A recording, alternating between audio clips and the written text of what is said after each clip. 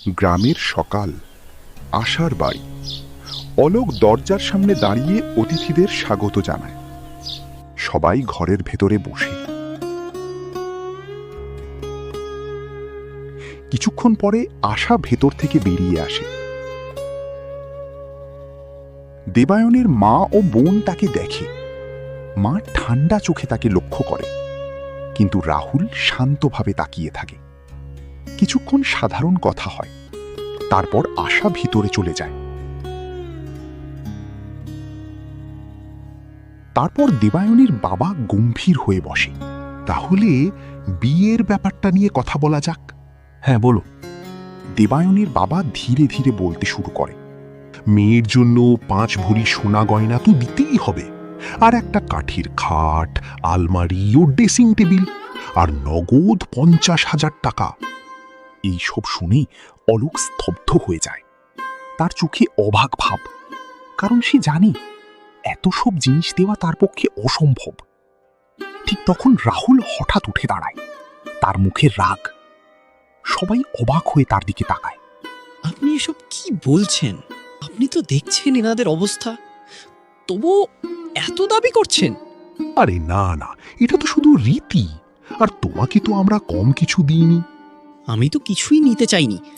আপনার মেয়ে বলেছিল যে আপনারা ভালোবেসে দিয়েছে, তাই আমি আপনাদের মেয়ের জন্য নিয়েছিলাম। তবে এখন বুঝছি এটা আপনারা ভালোবেসে দেননি, তাই আপনাদের দেওয়া সব জিনিস আমি ফিরিয়ে দেব। সে থেমে যায়। সবাই তার দিকে তাকিয়ে। রাহুল আরো বলে, আর হ্যাঁ, যদি এই সব দাবি নিয়ে এই বিয়ে হয়, তাহলে আমি এই বিয়েতে থাকবো না। আমি আমার স্ত্রী দীপ্তিকে নিয়ে এখান থেকে চলে যাব। সবাই অবাক হয়ে যায়। তার গলা আরো কঠিন হয়ে ওঠে। আর যদি দীপ্তি আমার সাথে না যায়, তাহলে ওই সব জিনিসের সাথে ওকেও ফিরিয়ে দেব। আমি আর কোনো দিন ওকে নিতে আসবো না। এই কথা শুনে সবাই ভয় পেয়ে যায়। দীপ্তি বাবার দিকে তাকায়। মাও চিন্তায় পড়ে যায়। দেবায়নের বাবা গভীর চিন্তায় পড়ে যায়। সে জানে যদি এই নিয়ে ঝগড়া হয়, তাহলে তার মেয়ের সংসার ভেঙে যেতে পারে। কিছুক্ষণ নীরব থাকার পর সে ধীরে বলে, ঠিক আছে, আমি আমার সব দাবি তুলে নিচ্ছি। এই বিয়ে দাবি ছাড়াই হবে। তবে একটা কথা আছে, বিয়েটা খুব ধুমধাম করে দিতে হবে। যতটা পারি ততটা ভালোভাবে দেব। সবাই একটু স্বস্তি পায়।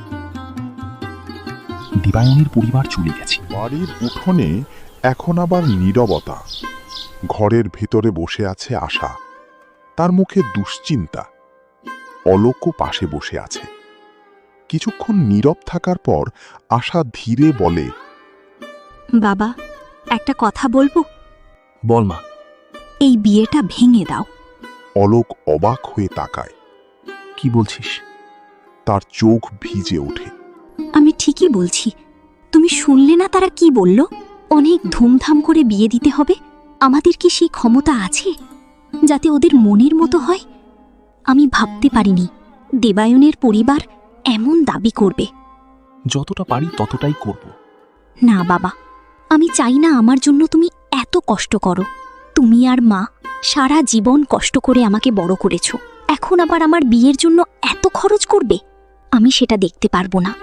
মা, সব বাবারই তো স্বপ্ন থাকে মেয়ের বিয়ে ভালোভাবে দেওয়ার। কিন্তু যদি সেই স্বপ্নের জন্য তোমাকে কষ্ট পেতে হয়? তোর সুখের জন্য আমি সব করতে পারি। তোর মা থাকলে কি করতো জানিস? সে চাইতো তোর বিয়ে ভালোভাবে হোক। মা থাকলে আজ সবকিছু আলাদা হতো। একটু অপেক্ষা কর। সে ঘরের ভেতরে যায়।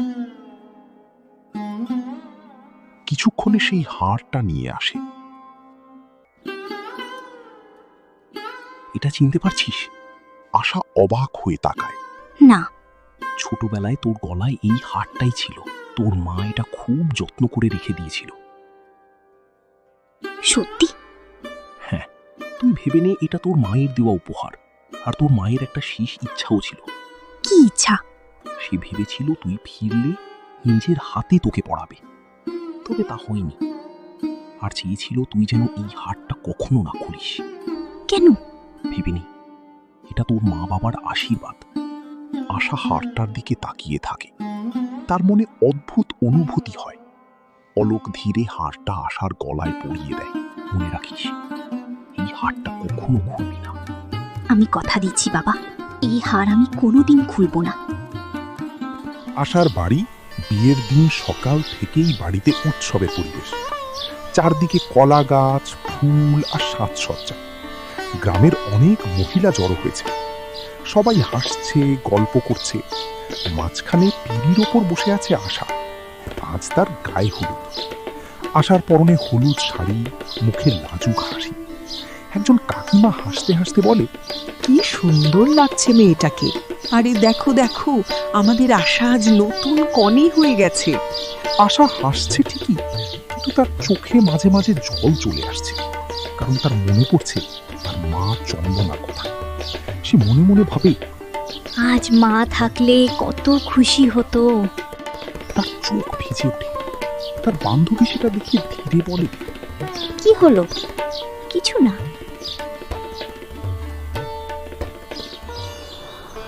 অন্যদিকে অদিতি ঘরে দাঁড়িয়ে আছে। অদিতি, তার মুখে অদ্ভুত অস্থিরতা। সে বারবার এদিক ওদিক তাকাচ্ছে। ঠিক তখন ঘরে ঢুকে অগ্নিভোগ। সে অদিতিকে দেখে অবাক হয়। কি হয়েছে? জানি না, কি জানো না? আজ সকাল থেকে আমার মনটা কেমন অদ্ভুত লাগছে। অদ্ভুত মানে? মনে হচ্ছে যেন কিছু একটা ঘটতে চলেছে। আর মনে হচ্ছে যেন যেন কেউ খুব কাছের মানুষ আজ আমাকে ডাকছে। তুমি খুব বেশি ভাবছো। শোনো, মানুষের মন অনেক সময় এমন অদ্ভুত অনুভূতি হয়, কিন্তু তার মানে এই নয় যে সত্যিই কিছু ঘটছে। না, এটা শুধু ভাবনা নয়, যেন আমার মন বলছে আজ কিছু একটা বিশেষ দিন। তুমি গত কয়েকদিন খুব ক্লান্ত, তাই হয়তো এমন লাগছে। হয়তো তুমি ঠিকই বলছো। আর যদি সত্যিই কেউ তোমাকে ডাকতে থাকে, তাহলে আমাকে বলবে, আমি গিয়ে তাকে গ্রেফতার করে নেব। আমার স্ত্রীকে ডাকা এত বড় সাহস! অদিতি হেসে ফেলে। দুপুরে আশার গায়ে হলুদ শেষ হয়ে গেছে। বন্ধুরা সবাই তাকে ঘিরে বসে আছে। হাসি আর গল্প চলছে। ঠিক তখন আশার ফোন বেজে ওঠে। আরে আরে, বর মশাইয়ের ফোন। ধর ধর, না হলে বর রাগ করবে। দেখো দেখো, কনে তো লজ্জায় মরেই যাচ্ছে। তোরা না। লজ্জায় আশা দ্রুত ফোনটা নিয়ে ঘরের ভেতরে চলে যায়। আশার ঘরের ভিতরে এসে আশা ধীরে ফোন ধরে। হ্যালো, কি করছো কনে? এখন ফোন করেছো কেন? এত লজ্জা পাচ্ছ কেন? আমার বন্ধুরা সবাই শুনছিল। তাহলে তো ভালোই হয়েছে। সবাই জানুক আমি আমার স্ত্রীকে কতটা ভালোবাসি। আশার মুখ লাল হয়ে যায়। তুমি না। তোমার গায়ে হলুদ হয়ে গেছে? হ্যাঁ। নিশ্চয়ই খুব সুন্দর লাগছে তোমাকে। আশা লজ্জায় চুপ করে থাকে। দেবায়ন আবার বলে, জানো, আজ সারা দিন তোমার কথাই ভাবছি। কেন? কারণ আজ থেকে কয়েক ঘন্টা পরই তুমি আমার স্ত্রী হয়ে যাবে। আশার মুখে হঠাৎ চিন্তার ছাপ। আমার খুব ভয় লাগছে। ভয় পেও না, আমি আছি। আজ থেকে আমরা সব কিছু একসাথে সামলাবো। তুমি সবসময় আমার পাশে থাকবে তো? সারা জীবন। ঘরের ভেতর নীরবতা। দুজনেই হাসছে। গ্রামের রাতটা আজ অন্যরকম। চারদিকে আলো ঝলমল করছে। বাড়ির উঠোনে রঙিন লাইট ঝুলছে। গ্রামের মানুষজন সবাই এসেছে। বাড়ির পাশে বড় প্যান্ডেল বানানো হয়েছে। খাবারের বিশাল আয়োজন। মনে হচ্ছে যেন বড় কোনো জমিদারের বাড়ির বিয়ে। সবাই বলছে, অলোকদা মেয়ের বিয়েটা কি ধুমধাম করে দিচ্ছে। মেয়েটা তো সত্যি রানীর মতো। ঘরের বিছানায় বসে আছে আশা। আজ সে একেবারে রানীর মতো সাজানো। পরনে বেনারসি শাড়ি, গয়নায় ভরা গলায় ও হাত, চুলে ফুলের সাজ। তার গলায় সেই ছোটবেলার হাতটিও আছে। ঠিক তখন ঘরে ঢোকেন অলোক। মেয়েকে দেখে সে কিছুক্ষণ চুপ করে থাকে। আশা বাবাকে দেখে হাসে। বাবা, কেমন লাগছে আমাকে? আমার মেয়েকে তো আজ একেবারে রাজকন্যার মতো লাগছে। আশা একটু লজ্জা পায়। তারপর ধীরে জিজ্ঞাসা করে, বাবা, একটা কথা বলবো? বল মা। এত বড় করে বিয়ে, এত সাজ, এত লোক, এত আয়োজন, তুমি এগুলো করলে কিভাবে? অলোক একটু চুপ করে যায়। সে মনে মনে ভাবে, প্রায় সব হারিয়ে এই বিয়ের আয়োজন করেছি নিজের বাড়ি বন্ধক রেখে, যাতে আমার আশা সুখে থাকে। বলো না বাবা। বাবা কি মেয়ের জন্য একটু কিছু করতে পারবে না? কিন্তু এত কিছু। এসব নিয়ে ভাবিস না, আজ তোর জীবনের সবচেয়ে বড় দিন। গাড়ি থেকে নামে দেবায়ন। তার পরনে ধুতি পাঞ্জাবি, মাথায় টোপর। অলোক এগিয়ে এসে বরকে অভ্যর্থনা করে। এক মহিলারা বরকে বরণ করে। সবাই বরকে নিয়ে প্যান্ডেলের ভেতরে যায়। দেবায়নকে সুন্দর করে সাজানো বরের আসনে বসানো হয়। ঠিক তখন আশার বন্ধুরা ও পাড়ার বৌদিরা এসে তাকে ঘিরে ধরে।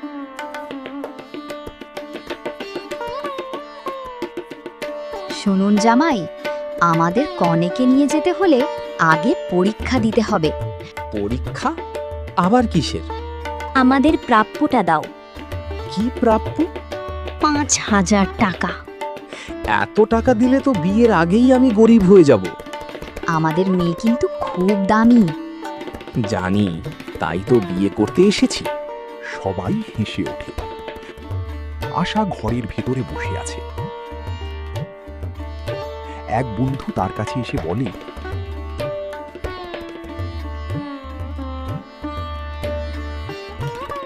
তোর বর কিন্তু খুব ভালো কথা বলছে। তোমরা একদম পাগল। কিছুক্ষণ পরই আমার জীবনটা পুরো বদলে যাবে। বিয়ের মণ্ডপে দেবায়ন বসে। কিছুক্ষণ পরে বন্ধুরা আশাকে নিয়ে আসে। আশা মাথা নিচু করে দাঁড়িয়ে আছে। দেবায়ন আশাকে দেখে কিছুক্ষণ চুপ হয়ে যায়। পুরোহিত মন্ত্র পড়া শুরু করেন। পবিত্র আগুন জ্বলে, চারদিকে উলুধ্বনি। দেবায়ন ধীরে আশার কপালে সিঁদুর পরায়।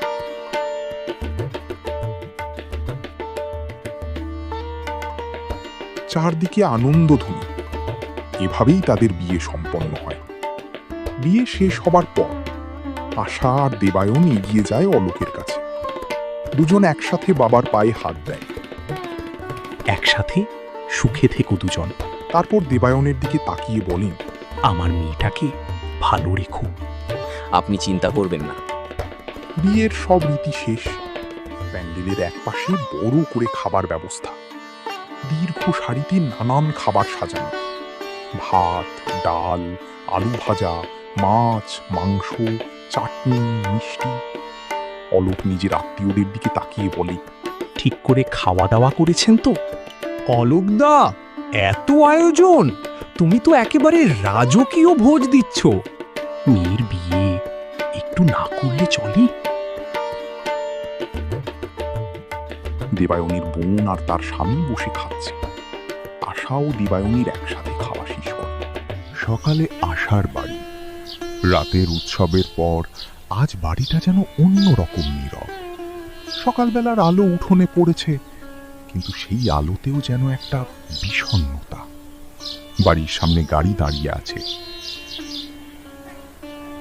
পাড়ার মানুষজন জড়ো হয়েছে। আশা দাঁড়িয়ে আছে, তার চোখ ভিজে। পাশে দেবায়ন দাঁড়িয়ে। অলোক সামনে দাঁড়িয়ে আছে, তার চোখেও জল, কিন্তু তিনি সেটা লুকানোর চেষ্টা করছেন। বিদায়ের আগে আশা ধীরে ঘরের ভেতর যায়।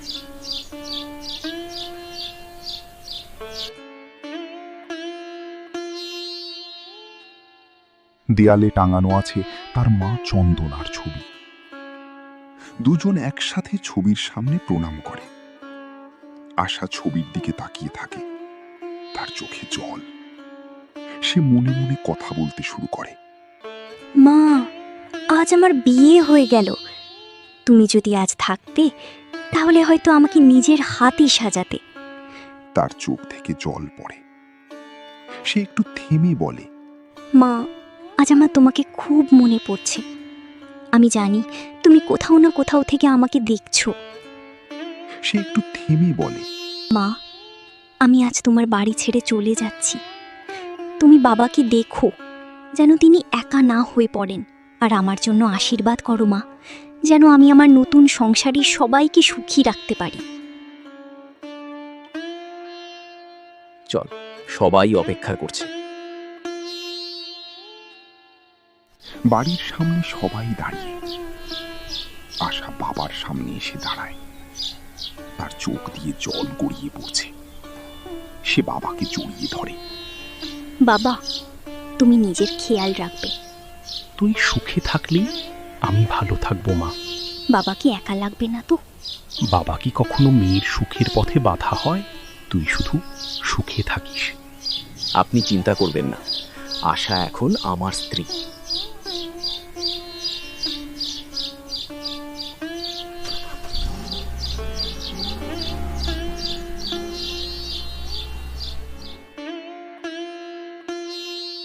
অন্যদিকে অদিতি জানালার পাশে বসে আছে। তার মনটা আজ অদ্ভুত ভারী। সে নিজেও বুঝতে পারছে না কেন। সে ধীরে বলে, আজ কেন যেন আমার মেয়েটার কথা খুব মনে পড়ছে।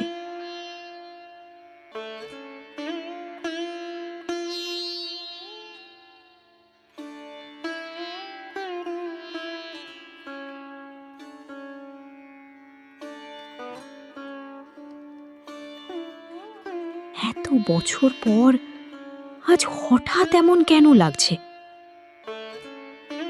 ঠিক তখন ভেতরে ঢোকে অগ্নিভ। সে সারা রাত ডিউটি করে বাড়ি ফিরেছে। অদিতির মুখ দেখে সে অবাক হয়। কি হয়েছে? জানি না, আজ মনটা খুব অদ্ভুত লাগছে। আবার সেই একই কথা? মনে হচ্ছে যেন আমার মেয়েটা কোথাও খুব কাছে আছে। দেখো, অনেক সময় মন পুরনো স্মৃতি টেনে আনে, তাই এমন লাগে। অদিতি চুপ করে থাকে। অগ্নিভ হঠাৎ বলে, আচ্ছা বলো তো, যদি সত্যি তোমার মেয়ে হঠাৎ সামনে এসে দাঁড়ায়, তখন কি আমাকে ভুলে যাবে? তুমি না একদম পাগল। একটা কথা বলো তো, তুমি সব সময় এমন সময় আমাকে হাসাতে পারো কিভাবে? কারণ আমি জানি তোমার হাসিটা কত দামি। তুমি যখন হাসো, তখন মনে হয় পৃথিবীটা একটু সুন্দর হয়ে গেছে আমার কাছে। আর তুমি যখন কাঁদো, তখন মনে হয় যেন আমার নিজের হৃদয়টাই কাঁদছে। জীবনে অনেক কষ্ট আসে, কিন্তু যদি আমরা সেই কষ্টের মাঝেও একে অপরকে একটু হাসাতে পারি, তাহলে জীবনটা এতটা কঠিন লাগে না। তাই আমি চেষ্টা করি তোমার চোখে জল নয়, শুধু হাসিটাই দেখতে। অদিতির চোখ ভিজে ওঠে, কিন্তু এবার সেটা দুঃখের জল নয়। সে হেসে ফেলে। সত্যি, তুমি না থাকলে আমি হয়তো এতদিনে পাগল হয়ে যেতাম। চিন্তা করো না, আমি আছি। দুজন একে অপরের দিকে তাকিয়ে হাসি।